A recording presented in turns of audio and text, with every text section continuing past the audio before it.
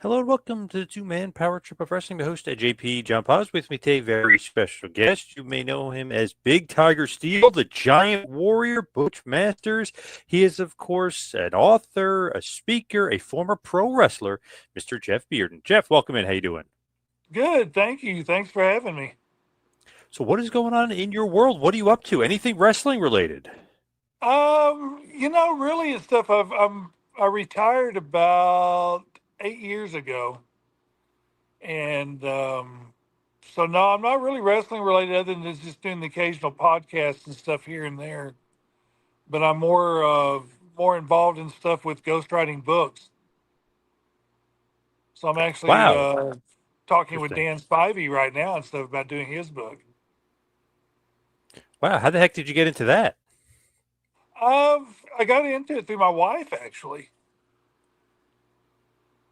So I That's mean, I crazy. do I do a lot of the editing and things like that, and stay. And then we own a company called Clarence Ghostwriting and Publishing, and with that and stuff, then we're able to um,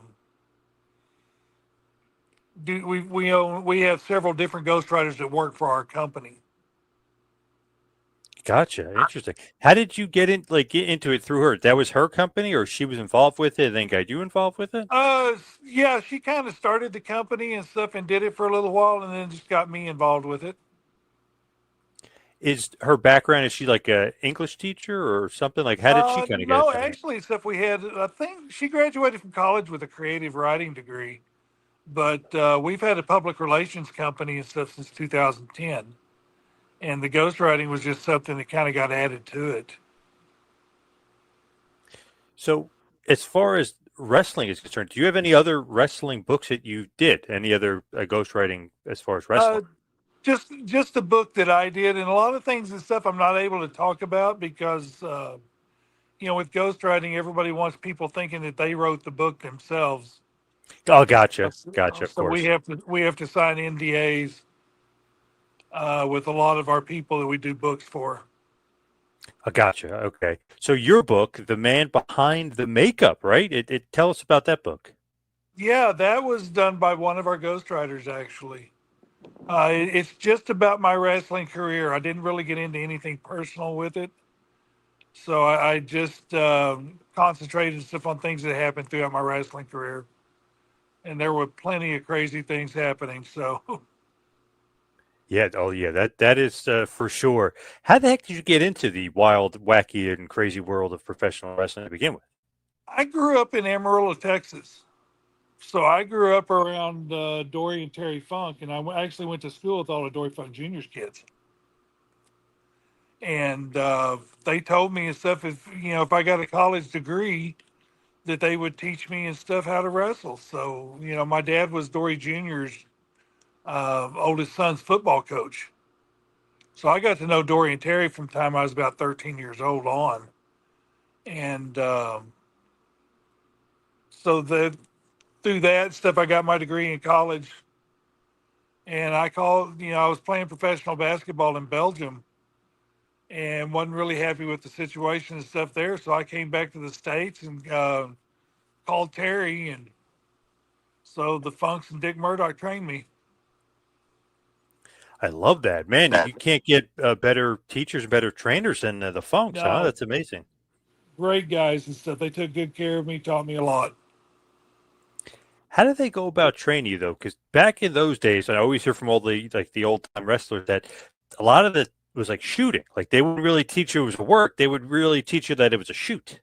Yeah, I was a little bit different and stuff with Dory. Dory, the very first day, um, had me get on my hands and knees, and got in behind me and locked me and said, "Okay, get away." Well, that didn't work very well. So a couple of minutes later and stuff, it's kind of like, okay, that's a shoot and stuff. Now we're going to teach you how to work. And I went straight into working. I mean, I learned how to, you know, all the basic holds and bumps and everything else and stuff. I did through that. I didn't have to do all the crazy stuff I've heard of 1,000 setups and run 1,000 times around the gym and all of that stuff. I never had to do that. Dory just taught me how to work. When you go back that far, right? You were a professional basketball player before you ever started training. Is that basically what happened? You were Yeah. basketball first, priorly. Yeah, I played basketball in high school, college, and then I went and played professional basketball in Belgium. How And tall are you officially? 7 foot. I Wow. may not Okay. be 7 foot now because I've had, 2 or 3 back surgeries and stuff. So, through fusions and everything else and stuff, I'm probably 6'10" or so now. But when I was wrestling, I was a half inch over 7 foot. Man, it must have been a nice basketball career you had, seven Yeah, footer. it helped. So, ever any chance to make NBA or anything like that, or just Europe was the tops? I was supposed to be drafted by the Atlanta Hawks and coming out in '86. And at that time and stuff, the United States had boycotted the Russian Olympics. The Russians boycotted the LA Olympics. So Ted Turner decided that he was going to run the Goodwill Games and try to patch things up between the Americans and the Russians. And I was told and stuff they're going to draft me in the fifth or sixth round because they had just reduced the draft from 10 rounds to six. And I waited for the call and it just never came. And then one of the coaches from Atlanta called me and said, we were getting ready to draft you in the fifth round. And Ted Turner walked in and told us to draft these two Russian players. And at that time, they weren't allowing Russian players to come over and play. He did it as a political move. So I kind of lost out on that deal, and I ended up going to Belgium for a little bit, and wasn't really happy with the way European basketball was played, the coach I had, and so I just wasn't really happy and stuff. So I came home and called Terry and went into wrestling. Do you pay attention to basketball nowadays, as far as No, NBA and stuff, or no? no, No. I haven't really watched professional basketball since Michael Jordan retired. Damn, it's a lot different now because the European guys are all the best guys in the league, like by far. It's Yeah, crazy. they are and stuff. It's crazy. I see some of the names and stuff that come up, in the news and everything. It's like, wow, these guys are all Europeans now. Yeah, especially the guy Jokic on the Yeah. Nuggets. Man, 7 footer shoots threes. He's like the point guard too. He's best player in the league for sure. Yeah, he's really good. The kid can shoot. I watched him play just a little bit, 5 or 10 minutes of a game and stuff. And I mean, the kid can really shoot. It's a little bit different though nowadays versus the end of the Jordan era. A lot weaker game, I think. Yeah, I just missed the 3 point line when I was in college. When I graduated, they introduced the 3 point line the next season. Wow. Okay. Damn. And now all they do is shoot 3 pointers. That's literally the whole game. Yeah, pretty much. That's why I don't particularly like watching it that much and stuff. It's if I'm going to watch a basketball game, I'd rather watch a college one than a pro one. Because the pro games are just like, let's see how fast we can get up and down the court and shoot. And chuck up I'd rather threes all watch it game. when Yep. I'd rather watch it and stuff, when they're playing good defense and they're running plays and things like that, where everything's just not set up to to shoot a three. It is a weird game now because of defense too. There's not much defense. There's no more hand checking. It's a lot different game. No, when they're running 120 and 130 points in a night, stuff, there's no defense being played. Oh yeah. And coming back, I know you don't follow, but man, they'll have a 30-point lead, and the team will come back like immediately. So it is like a weird game. Back in the day, with 30-point lead, game is over, and these teams are Oh coming yeah. back easily. Just chucking up threes, chucking up threes, chucking up threes. They come back easily from these. It's a way different game. Sometimes it's not a fun watch. Yeah, I just don't even bother with it. So where did you actually go to college? Where did you play? McMurray in Abilene, Texas. School or no? Do what? Was it a big school? No, it was a small school. And how did you get kind of in with the Belgian team, if you will? How did they recognize you? How did they find you?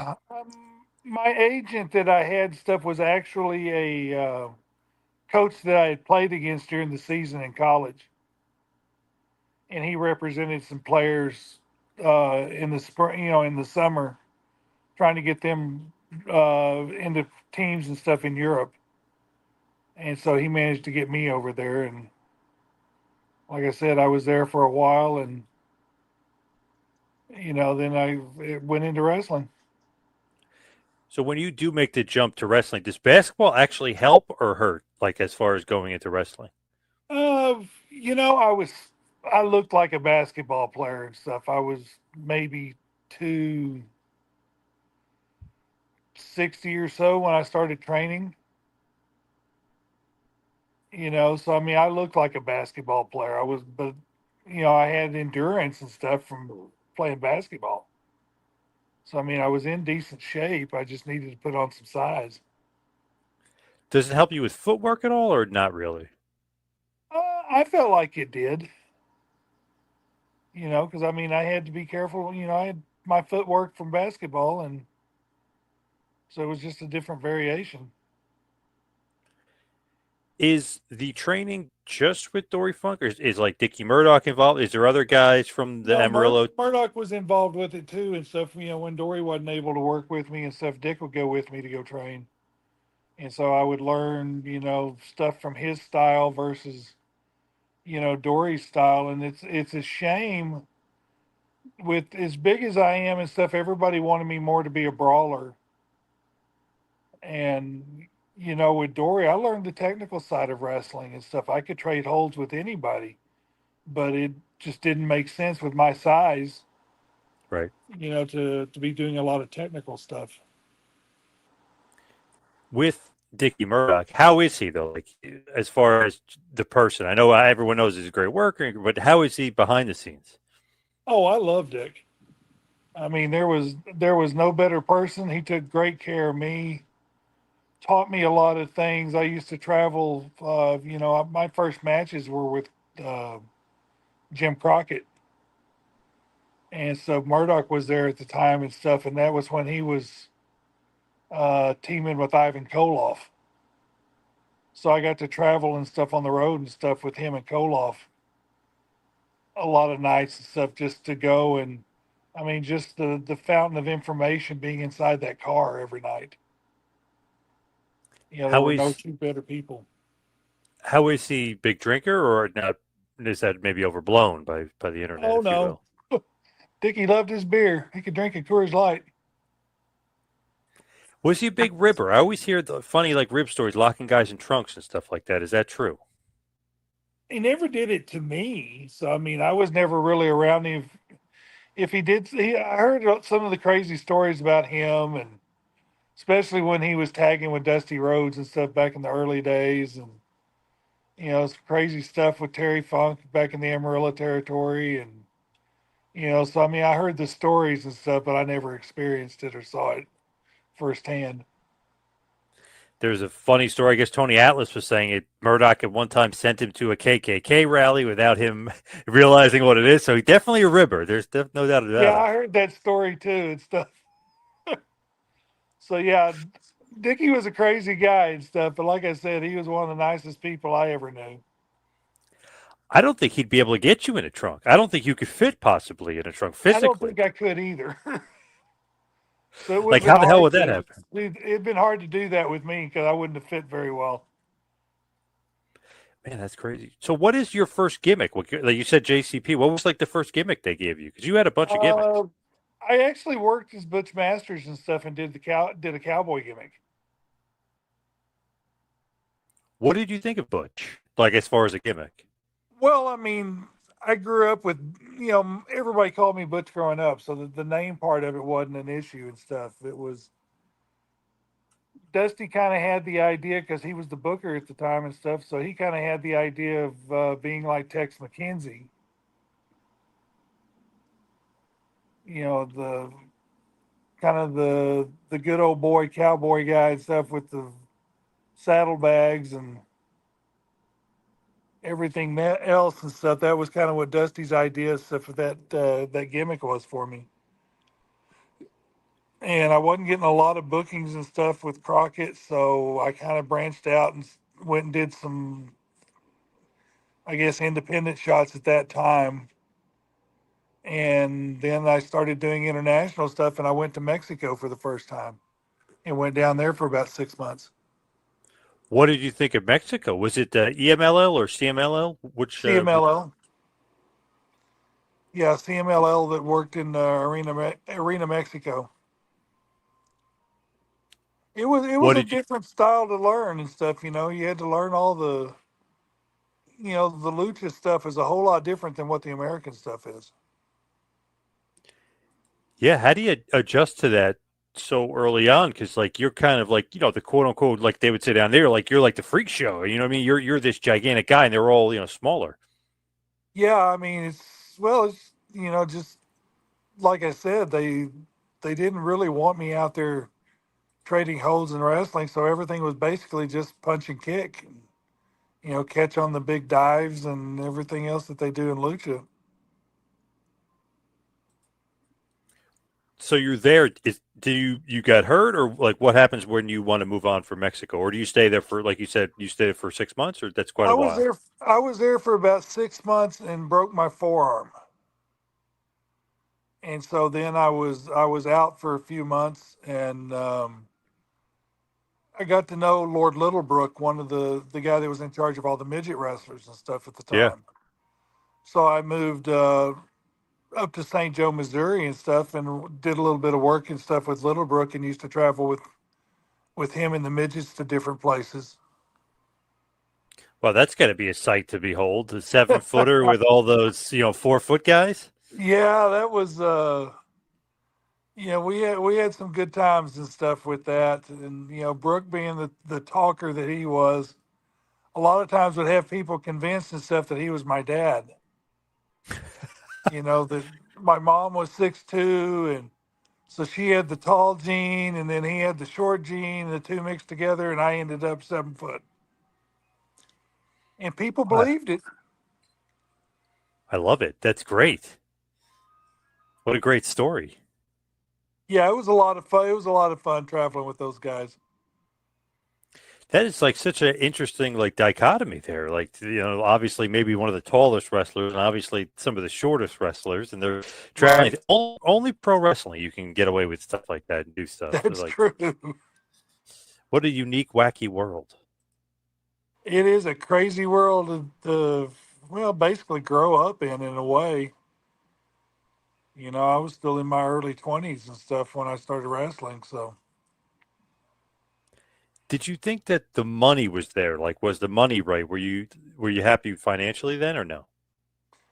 you always want more, want to stay more busy. But I mean, at times and stuff, I was 200 shows a year, so I mean, I was staying busy. I wrestled in 25 different countries, so I mean, I stayed busy for a long time. And then, I lived in like South Africa. I lived there for 5 years. Puerto Rico, I lived there for 2. Europe, I was in and out of, you know, 6, 7, 8 months a year.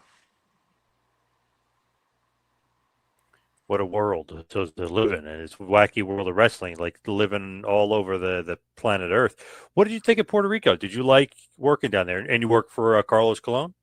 I worked for Carlos, and thankfully and stuff, I was a babyface the whole time I was there, so I didn't have as many problems with the fans as what some of the other guys and stuff had down there. Because those fans and stuff could really get riled up in a heartbeat, and they love to throw things. And I mean, I saw peanut M&Ms hurt when when Yeah. they're throwing hard enough and from high enough and stuff. Peanut M&Ms can hurt, But I saw spark plugs thrown and cups of rocks and things like that. And I mean, sometimes they'd miss, and I caught a few of them. But then it's when I started traveling around and started working Mexico a lot, Dominican Republic, South Africa, Japan. You know, I've been stabbed 5 different times by spectators. Wow. Jeez. Just generating that much heel heat, I guess. Yeah, yeah. After I left Puerto Rico, I didn't work babyface hardly ever again. What's up with those Puerto Rican fans? They think it's real, I guess? Oh, a lot of places around the world thought it was real. I can remember fans, coming up to me and telling me, I said, I hope you're ready for tonight and stuff, because the wrestling here and stuff is real. It's not like that fake stuff in the United States, and they firmly believe that. And then if the local hero that I was working with, I get some good heel heat and stuff going, and they would try to help. Man, I love it though. I mean, just kind of escape reality there and really get into it. I love stuff like that. Yeah, it could be rough and stuff. I mean, I got stabbed over the heart, and the doctor told me stuff when he was stitching me up. He said the only thing that saved me is that the blade hit and was going vertical and stuff. So when it hit my rib, it bounced up. He said if we'd have been going horizontally, gone between my ribs and got my heart. Wow, pretty damn scary. Jeez, Yeah, where was that? Where was it? What South country was that in? Africa, South South Africa. Africa. Wow. Yeah, I got Man. stabbed once in Mexico City and stuff for. I think I took like 60 stitches because I had to have internal and external stitches both. And that was the first time that I'd ever been stabbed. Then Dominican Republic, an old lady got me with a straight razor. And then I got stabbed 3 different times in South Africa. Wow. Damn, they're pretty intense over there. Jeez. Yeah, in Durban, South Africa, I wrestled there 15 times and had 11 police escorts out of the building. Wow. Who's the promoter over there in South Africa? It was Paul Lloyd at the time. That's Justin Gabriel from WWF or WWE Justin, is his dad. Justin Yeah. Gabriel's dad. Yeah, I've known PJ since he was probably 7, 8 years old. So I mean, I always refer to him as my South African son. Great athlete. Great Yeah, wrestler. great Still going athlete. today. Yeah. We talk to each other and stuff a couple of times a month. Nice, like that. Keep it together. It's funny that he's you would think that would be quote unquote younger, but he's been around for a long time wrestling. He's been around for a couple decades now wrestling. Oh, he started wrestling. Let's see, when Late '90s, right? late '90s and stuff. Because I helped train him a little bit. I'd work with him sometimes in the ring. And so yeah, he started wrestling. I think '97, and he wasn't but like 14, 15 years old. Yep, and he's still going strong today. He's still going now. Still going to show he had an injury. He's still getting over now and stuff. He uh, messed up his kneecap working with AEW, and so he's still recovering from that. Yep, gotcha. Hopefully, we'll be back soon. We'll be kind of coming up on almost 30 years in wrestling, which is nuts, but Yeah, pretty remarkable. yeah. I Do did you watch? 31 before it was time for me to get out. Yeah, that's true. You did have you had a long run. So, do you watch any current wrestling or no? I watch a little bit. I watch more of probably the pay-per-views or the PLEs and stuff as they're called now. I probably watch more of that than I do anything else. Anything you like or don't like, or what's catching your eye? Being one of the old timers and stuff, I still like the old style. When we were still trying to make people believe it was real. I like that a whole lot more and stuff when we were wrestling, and there was more psychology now and stuff with all the high flying stuff and the flips and the flops, and everything they do and stuff today and stuff. I don't particularly like some of that. It makes to me and stuff when you've got a guy that's trying to takes him 5 minutes to climb up to the top rope and get situated and everything else. And the guy below and standing there ready to catch him and stuff with the arms open. It just doesn't look right to me. That is a big complaint. Sometimes it looks a little fugazi with them waiting for Yeah. spots and a little bit too much flip flop and fly, too much flopping around. Oh yeah, I agree completely. I mean, my God, anymore, when do you see an armbar? You know, Never. you don't see an arm lock and stuff hardly at all anymore. And then waiting for the dive too is kind of like just exposing it. That like, why would he just be sitting there waiting for the other guy? They would never do that. Exactly. They don't have the psychology that we used to have. A lot more acrobatic, a lot more high flying. They're definitely very athletic, but it's just Oh yeah. the psychology, like you said, it's not there. No, not at all. The selling either, I don't, sometimes not particularly high on. Yeah, I mean, you do some great big move and stuff, and they're kicking out. Yeah, crazy. It's definitely different than it used to be. Yeah, it's a different style completely than what I was started in. Anything you're enjoying? Like anybody that kind of stands out to you? Yeah, I've always kind of liked Randy Orton. I like his look. I like the way he works, and he still works a little bit of an older style. Definitely. I watched the new kid in from Mexico, Penta, Yes. and that's just, he does some amazing stuff, but it just isn't realistic to me. When you go back, right, to your career and just looking at some of the gimmicks, what is the Giant Warrior? Like, I know that was probably created right in Puerto Rico when you became Giant Warrior. So that's just Yeah, basically living off the 7-footer gimmick, if you will. yeah, exactly. We had the way it all basically came about is I don't know if you know who Tyler Main is. Oh, yeah. Famous actor played Sabretooth. He actually Yeah, wrestled for a long time. Nitron, if you will. Yeah. yeah.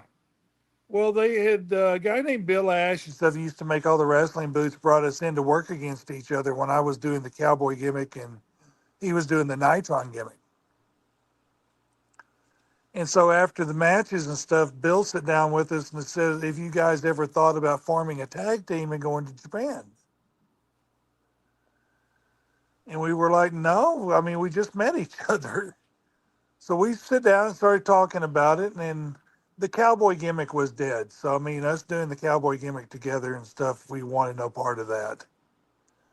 So I decided and stuff that I would change all of my stuff up to do the Giant Warrior gimmick and stuff with the makeup and the long tights and everything else and stuff. So I still didn't have the name for it yet.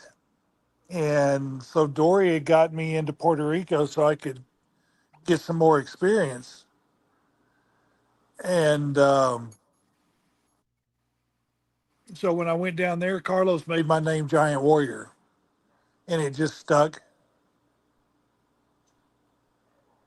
So I did Giant Make Warrior for several years and stuff before I kind of got tired of doing the gimmick because it take me 20 minutes to put my makeup on to do a 5-minute interview, and I kind of got tired of doing it. So I changed my gimmick to the Tiger Steele gimmick. Big Tiger Steele. Yeah, you had a lot of gimmicks. Do you like that? Do you like running through the gimmicks like that? It didn't bother me and stuff as long as I was staying busy and making money. I didn't care what they called me.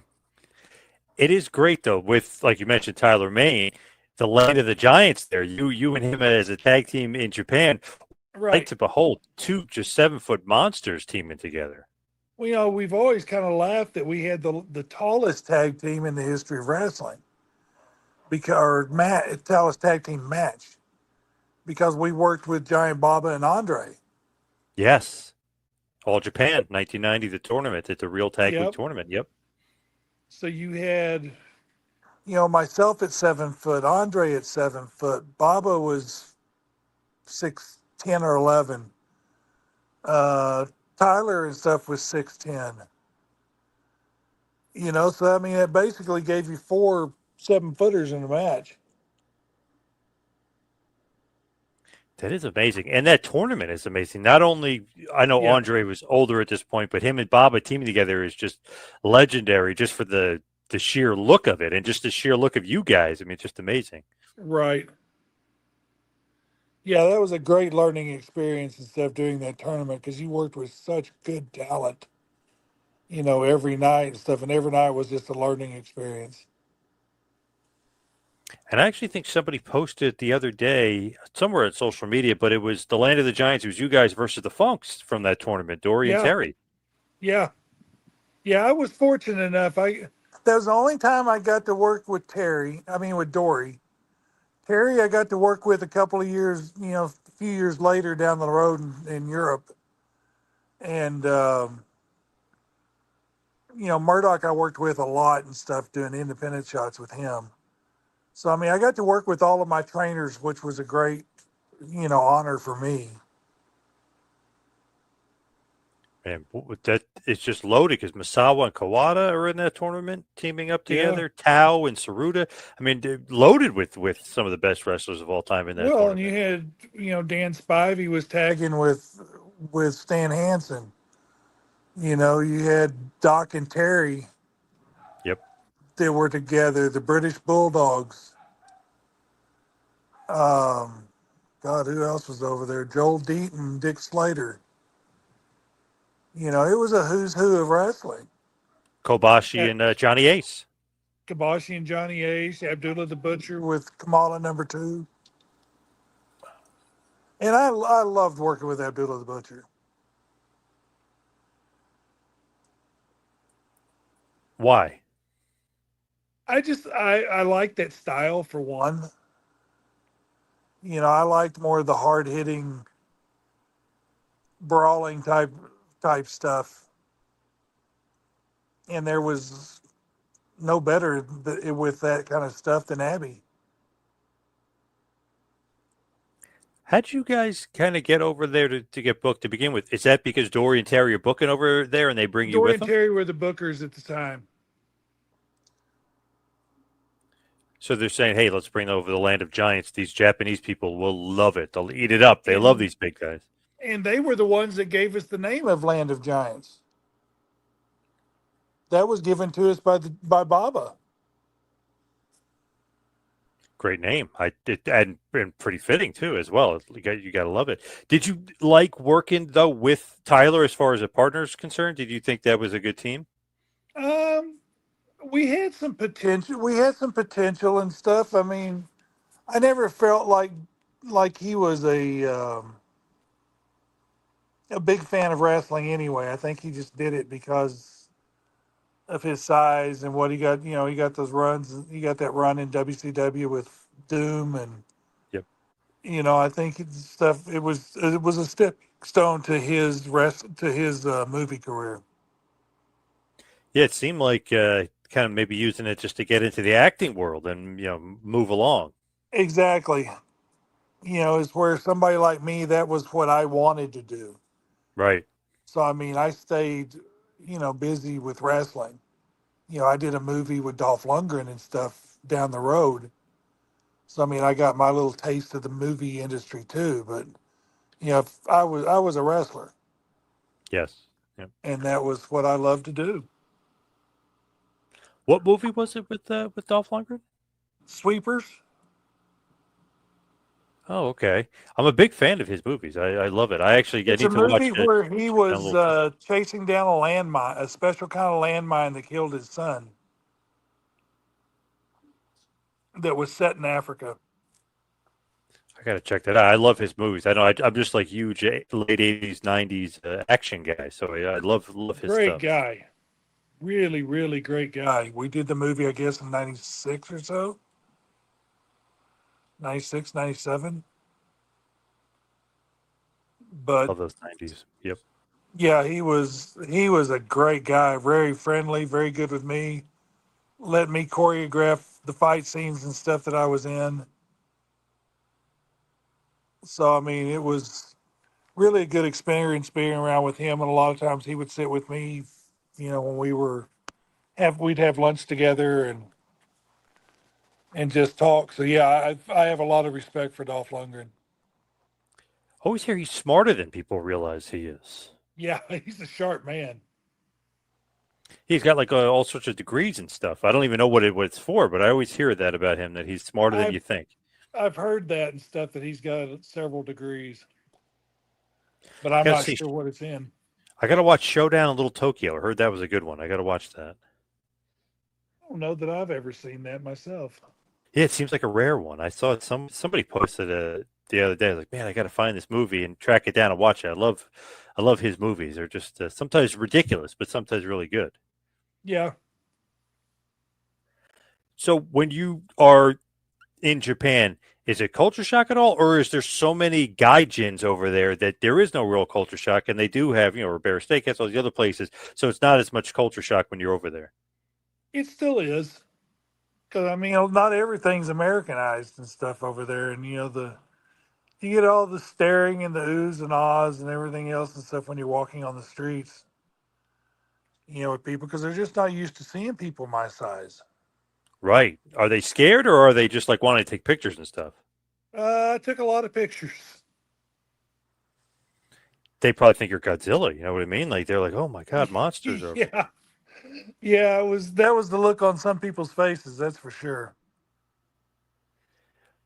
So as far as like Puerto Rico and stuff, you do make a pretty big name for yourself, right? In Puerto Rico as well. Who did you wrestle over there besides? I guess maybe Brian Lee. Like who else did you wrestle over there? I would work with a lot of the guys that were coming in. So I worked with Barbarian. I worked with Dino Bravo, Greg Valentine, Abby. Worked with Abby quite a bit. Um, God, I can't think of, who all it was. It was, quite a handful of people. Like so big name guys as far as wrestling. Like you weren't wrestling, like local guys. You're wrestling like big name guys that they're bringing in. Right. I was wrestling against guys that were brought in for me. What was your kind of favorite like territory, like when you're going through and because like you said, you wrestled in 25 different countries, which is God knows how many territories. What was your favorite territory? I loved being in Puerto Rico and stuff, and I loved South Africa. South Africa was probably my favorite of all places. It's funny that there's not like a lot of, I guess because maybe there's not a lot of footage, but there's not a lot of like talk of the people say the South Africa talent and there was wrestling over there and they would have tours and stuff, but there's not like a lot of footage. Like, why is like that kind of like a hidden gem, if you will? Well, a lot of the time I was there, so if you got to remember, South Africa was behind where we were in the States. So a lot of the stuff was just never filmed. Wow. Okay. They're like yeah, way behind the times there because you got to have the footage, right? I mean that's the name of the game is having Yeah, that I footage. would love to have some footage of some of the stuff that I was involved with in South Africa, but it just isn't there. Now they've got stuff going now, but when I was, there in the '90s, there just wasn't. It's very rare for them to film anything. What else was like kind of stuck out from you from that territory? Obviously, besides getting stabbed 3 times, what kind of like stood out to you from that territory? Big houses. Yeah, we had good houses and stuff. The crowds and stuff were always fiery, so that's always good and stuff when you got a crowd that's really amped up and gets involved with the matches. Because I mean, I've had guns pulled on me over there. I've had knives pulled. I've been stabbed. I've had God knows what all thrown at me. So I mean, it was just a kind of a violent place sometimes. When you live over there, are you just a wrestler? Or you work and doing other stuff as well? I was wrestling most of the time, and I was also doing bodyguarding work. Oh, and for anybody in particular, like Yeah, I highfalutin? worked for an entertainment company and stuff that I would do a lot of their American talent that came in because people coming in and stuff kind of liked having that American with them in South Africa. Plus, you're an absolute giant, so it doesn't Yeah, hurt for security to have a guy that's so scary. Like, let's not mess with this guy. yeah, but I worked with Tina Turner. I worked with Krista Berg. I worked with the Harlem Wow. Globetrotters. I worked with a lot of big name people. Oh, that's awesome. Who was like your favorite that you worked with? Anybody that like sticks out as being like maybe cooler than you would have thought, or somebody that was like really nice? Krista Berg was a lot of fun. Tina Turner was a really nice lady. The Manhattans, when I worked with them, they were nice guys. Def Leppard. Ooh, Def Leppard, nice. So yeah, there was a lot of good people and stuff that I did concert work and stuff with. As far as the states are concerned, the one thing I loved, and we used to have it on ESPN here, so Global GWF back Yeah. in the day, Dallas, Texas. Obviously, they were trying to kind of almost like rebirth to world class championship wrestling for Dallas. Like they're almost trying to build it back up. But Global was something that was. How did you kind of get into Global? What did you think about Global? I enjoyed wrestling with Global and stuff. I never did a lot of stuff with them. Um, I would usually do Global as I was going through to go to Mexico. So it's like I would come in and wrestle there on Friday night and then leave Saturday morning to get to Mexico to start on Sunday. Because my schedule when I was gone on for Mexico and stuff is I worked um, 15 days on and 4 weeks off. But during those 4 weeks, I would work northern Mexico, so I would do Monterrey and Chihuahua and Tijuana and all those all those cities So when I was Global off in wasn't Mexico. even so Global wasn't even going to be really like a full time thing. It was just like for extra work, basically. Yeah, it was just something that I did on the way through. It was just kind of a, hey, I'm going to be in town. Can y'all use me? Gotcha. It wasn't going to be like a permanent thing, or there wasn't going to be something you know, put your flag in the ground for. Yeah, it was just, it was just shows. They didn't really do much with me, because I wasn't coming in to be able to do angles with or anything else and stuff. So, I mean, it was just kind of a big, I worked with Bull Payne, I think, one of the times I was there. And that was just, for us just to get a big guy on TV, I guess. Very cool that you're in global, but you're also basically making a bigger name in Mexico. I was fascinated to find out that in India. You were wrestling in India and was drawing huge houses over there. I didn't Yeah. realize. I know they have a big fan base for wrestling, but I didn't know if it was like that big of a fan base. I didn't know they were that loving of wrestling. Yeah. When I worked Bombay, I think, or Mumbai, that last night and stuff on my first tour there and stuff, we did 70,000 people. And that was Crazy. me and Barbarian and stuff working the main event. That is crazy. Like, was that a shock? Were you guys surprised at that? Because when you think about it, it's like, oh my God, you guys are breaking records over there. Yeah, it was huge and stuff because it was one of those the big outdoor cricket stadium. And they had actually broken down a wall, so there were a lot of people that were getting in that weren't even counted. So we don't know what the actual number ended up being. It was probably closer to 75. That's amazing. That must have been some payday, huh?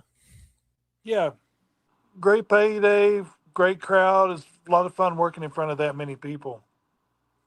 Who gets the credit for that crowd? Do you get the credit? Does Barbarian get the credit? Who gets the credit for that? I guess it's a combination of the two, probably more him than me. Anybody else like big on the card? Oh yeah, we were loaded. Lance Von Erich was on the card. Um, Barbarian, Warlord, um, Dusty Wolf, Missouri Mauler. Kurgan was on that tour, I believe. And there were a few other and stuff. I can't remember everybody. My memory's not all that great anymore. Hey, that is fine. It's just amazing. 75,000 people in India of all places, and in the mid '90s for wrestling. God, it's just awesome. Like huge record there that you have. Nice for the resume, if you will. Yeah, it was. Like I said, it was entertaining. I mean, I did sold out houses all the time in Mexico City. But the biggest one there was 26,000 in the big bullfighting arena. But it was Still nothing compared to what we had in India. crazy. I love that. And also, just another random thing. You wrestled Onita, right? Is that right? Yeah, I worked for Onita's company one tour.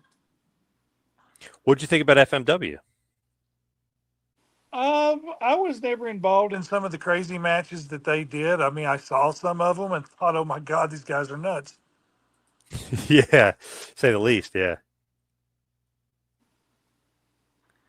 Yeah, it's interesting. Like you worked like even Masato Tanaka, right? Who at that point was big name in ECW. So you're Yeah, wrestling a lot of the big names at FMW. yeah, he was there. Ricky Fuji was there. Um, Tanaka. Uh, oh, the kid that broke his neck, Hayabusa. Hayabusa. He was on those tours too. Did you ever think about, hey, maybe I'll do a death match? You know what I mean? Onita couldn't talk you into it. They never approached me with it. Oh wow, okay. Had they, I would have without any problem. That was kind of my style. Is there anywhere that, if you think about it, like around the world that you didn't work that you would have liked to work? Like you mentioned Japan, we mentioned India of all places. Is there any place you wanted to work that never got the chance to work? Australia. Ooh, that would have been nice. Yeah, another nice one. Yeah, now there's some stuff going on in Australia, but I kind of missed when Gary Hart was running everything and stuff in Australia in the 70s and early 80s and stuff, so that was before my time. So when I was going in the 90s, there really wasn't much going on over there. And then, they kind of exploded several years ago. Did you have like favorite opponents that you wrestled? I know we're talking about favorite, places and favorite territories and stuff, but do you have favorite opponents that you wrestled? Um, I loved working with Abby. Connect in Mexico, I loved working with Connect. Oh, nice. Yeah, you wrestled him a bunch, right? Yeah, we were married for a while. Right. A guy in Dallas named Mike Fox. Always enjoyed working matches with him. Uh, Yokozuna, whether we were a tag team or worked against each other, was always fun. Because we were a tag team in Mexico and stuff for a couple of years. Wow, that's a huge tag team to say the least. Yeah, at that time he was wrestling as Kokina. It was before the whole Yokozuna gimmick. And then I was one that actually found him and stuff when he died and stuff and helped him get home. Oh wow, I didn't realize you were part of that tour. Oh my God, what the heck was that like? That's got to be brutal. It was tough.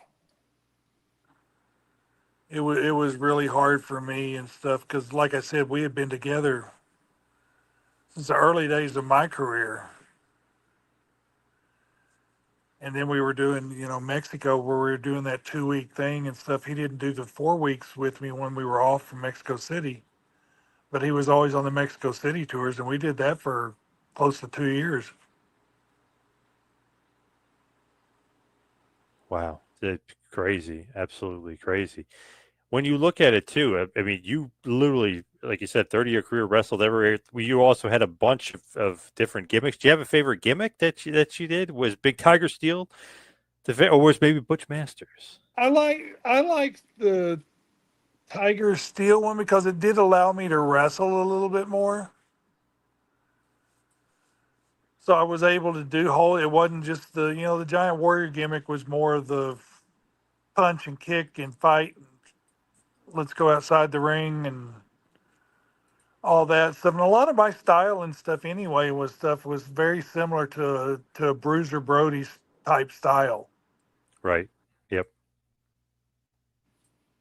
So Do you have any regrets? Anything that you wanted to be able to do, you weren't able to do? You have any regrets in the business? probably moving to South Africa wasn't the best decision that I made. Because at that time I had just gotten looked at by WWF. Right. Okay. They had just brought me in for a tryout match, was bringing me in for a second one, and then I went to South Africa and stuff on a tour, and Paul asked me if I wanted to work in the office as a booker, so I decided to do that, and so I kind of got off of WWF's radar, Right. and that was probably not a great decision at the time. Do you remember who your tryout match was against? My first one was with Dusty Wolf. Oh, nice. And do you remember who the second one was against? No, I don't. How'd it go? Was it good, or was it something that they were? It was okay, but it wasn't like they were, bringing my phone off the hook to sign a contract. Right. And I was still with that basketball look and stuff. I still wasn't even over 300 pounds. But they do love the big man in WWF. It's like They did. literally like your tag team name, the Land of the Giants. They literally love the Giants there. Yeah. How did that happen though? Did Vince? I guess Vince probably doesn't contact guys for like dark match stuff. But who contacts you for dark matches? Sergeant Slaughter. And how did he find you? That I'm not 100%. I was making a little bit of a name and stuff, what with Mexico and Puerto Rico and stuff like that. So I sent my information into him and sent in pictures, and he got in touch with me and had me come in. And they just said not at this time, or how did it end? Yeah, it was just kind of left up in the air. So as we hit the wind down, head towards the finish, were you ever close to signing with WCW at all? Because like you mentioned, Tyler Main was WCW. Did you ever have a chance? Yeah, I was actually I was actually getting ready to sign my contract with them when Vince bought it. Wow. Okay, I didn't realize that. Yeah, I was supposed to be going in the next week into Jackson, Mississippi. And was supposed to sign, come in and do something tagging with Kevin Nash. And, I'd already talked to Orndorff and everything was all set up. And that Monday night I was watching the show and it was, we've bought WCW now. So, and I got a phone call the next morning and stuff. He said, yeah, he said, we've got to cancel on your deal and stuff because we don't own the company anymore. Damn. Crazy. And obviously you still wrestle for many years after, but man, that would have been a nice little feather in the cap there, a nice little contract. Oh, yeah. Yeah. And were you coming in as Jeff Bearden, or you're going to come in as Giant Warrior, going to do something else? I have no idea. At that time, I was doing the Tiger Steel gimmick, but what they were planning on calling me and stuff, I think I was supposed to be coming in and I was going to become a Nash. Oh, okay. Interesting. Because he was doing something with, I think they were called the Naturals. It was a bunch of young kids. Natural Born Thrillers. Yep. Sean O'Hare and Jindrak and Sanders. Yep. Right. Natural Born Thrillers. Right. And I guess they had just done an angle and stuff with Nash and stuff where they beat him down. And then I guess I was coming in the next week. Interesting. What could have been? Damn, if they didn't Yeah. buy WCW, if WWF didn't buy it, damn. So what is next for you? What do you got coming up on down the pike? I still do the occasional podcast and stuff like I'm doing with you and stuff. Somebody will contact me to do one. But other than that and stuff, I don't do a whole lot now because I have CTE, which is the stuff that the football players and stuff are all getting now Yeah. from Yep. too many concussions. Yep. So I have CTE and I have early Alzheimer's. Oh. So I don't do a whole lot now and stuff because my memory and stuff is terrible. Gotcha. Any autograph signings, anything like that? I do some from time to time when somebody wants me to come in. Man, if they got to get a Land of the Giants reunion going on, if they could ever get Tyler Maine, they got to get the Yeah, there guys was a back. guy that was trying to do that and stuff, and nothing ever became of it. It's a great idea. So give us one last big push where everybody maybe can find your book, and then obviously where everybody can find you, social media and otherwise. Yeah, you can go on Amazon.com and you can find my book, The Man Behind the Makeup. There's also an audio book for that. So that's the big thing I push. You can find me personally and stuff on Facebook at just jeffbearden.com or just Jeff Bearden. Same thing with Instagram and Twitter, and I'm on all of those platforms. All So right. if anybody needs to reach out to me and stuff, that's where to find me. Awesome. Big Tiger Steele, the Giant Warrior. Man, Butch Masters, the man of many gimmicks, the Giant himself, one of the Land of the Giants. Jeff Bearden, thank you so much for all the time. Really appreciate it. Thank you, sir. I enjoyed it.